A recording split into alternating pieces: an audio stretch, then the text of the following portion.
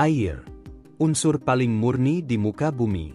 Mengalir, menyegarkan, dan netral. Setidaknya, itu yang selama ini kita percaya. Namun, di balik kejernihan setiap tetes air yang kita teguk, ternyata ada gelombang lain yang jauh lebih keruh. Gelombang persaingan, strategi, bahkan sindiran yang tersembunyi rapi di balik iklan segar yang tampak polos. Ini bukan lagi sekadar soal siapa air paling bersih, paling sehat, atau paling sejuk. Ini soal dominasi, soal persepsi publik, dan soal siapa yang lebih cerdik menyusun narasi. Hari ini, kita membahas satu pertarungan yang jarang disebut, tapi hampir semua dari kita sudah menjadi penontonnya, tanpa sadar. Beberapa bahkan mulai membentuk preferensi berdasarkan nilai-nilai personal. Yang satu bilang, saya pilih Le Minerale karena rasanya beda, dan iklannya menyenangkan. Yang lain berkata, saya tetap Aqua, karena sudah dari kecil, dan rasanya lebih alami. Publik terpolarisasi. Dan dalam polarisasi, ada keuntungan tersembunyi. Karena dalam branding, ketika konsumen mulai berdebat, itu berarti merek sudah sukses menanamkan diri di kepala mereka. Le Minerale dan Aqua tak hanya berhasil menjual air. Mereka berhasil menjual identitas. Di titik ini, muncul sebuah pertanyaan penting. Siapa sebenarnya di balik strategi ini? Kita tahu Aqua dimiliki oleh Danone, raksasa makanan dan minuman dari Prancis.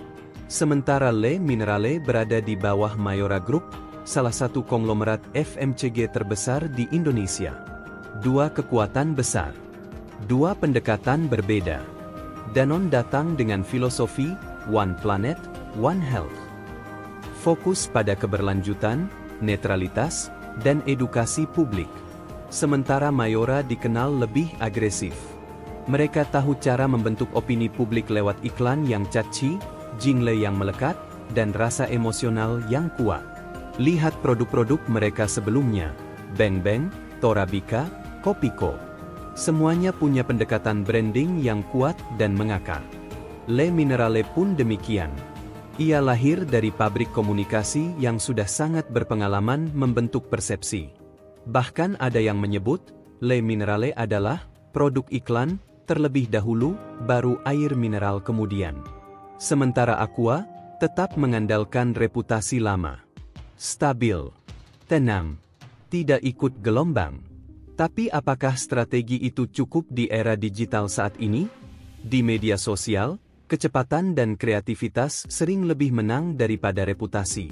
Dan dalam hal itu, Le Minerale unggul. Mereka menciptakan konten yang mudah dibagikan. Meme-meme dari jingle mereka bermunculan.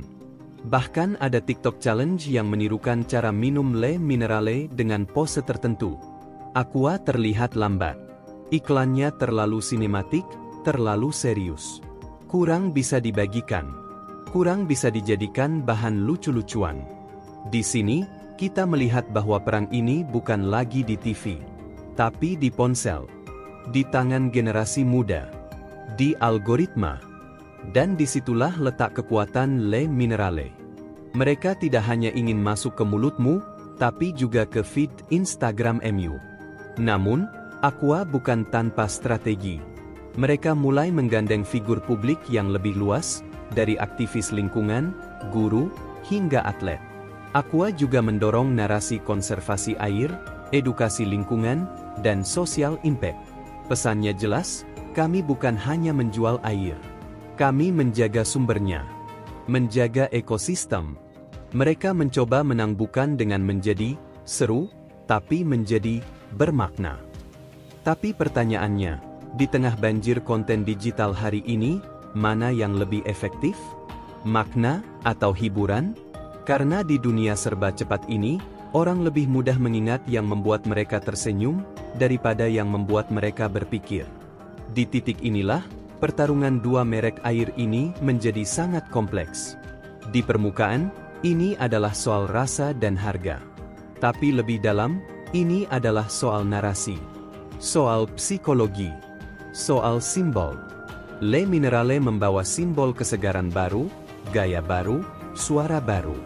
Aqua membawa simbol warisan, kebanggaan, dan stabilitas. Sama seperti pertarungan politik, ekonomi, atau budaya, merek pun punya posisi. Dan kita, sebagai konsumen, perlahan ikut memilih posisi itu, kadang tanpa sadar.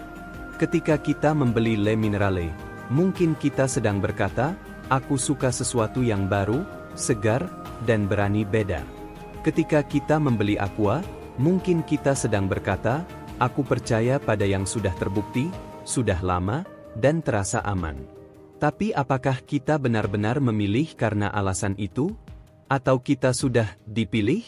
Karena iklan, sejatinya, bukan hanya menyampaikan, tapi mengarahkan. Dan arah yang dituju oleh Aqua dan Le Minerale sangat berbeda. Kita sampai pada satu kesimpulan aneh, sekaligus mengejutkan. Dalam dunia yang katanya netral seperti air, ternyata tidak ada yang benar-benar netral. Setiap merek membawa kepentingan. Setiap iklan membawa misi. Setiap pesan membawa bias. Dan kita, yang merasa hanya sedang memilih air untuk diminum, ternyata sedang diperebutkan dalam perang senyap. Bukan perang senjata, tapi perang persepsi. Aqua mungkin menang dalam angka penjualan, tapi Le Minerale menang dalam pembicaraan publik. Aqua tetap jadi raja, tapi Le Minerale adalah pengganggu tahta yang cerdas. Dan sejarah selalu menyukai mereka yang berani mengguncang.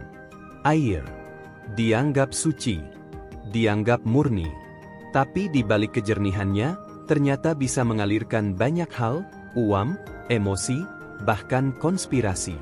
Di era ini, bahkan seteguk air pun bisa jadi senjata. Jadi ketika kamu membeli sebotol Le Minerale atau Aqua hari ini, pertanyaannya bukan cuma, mana yang lebih enak? Tapi juga, siapa yang sebenarnya sedang kamu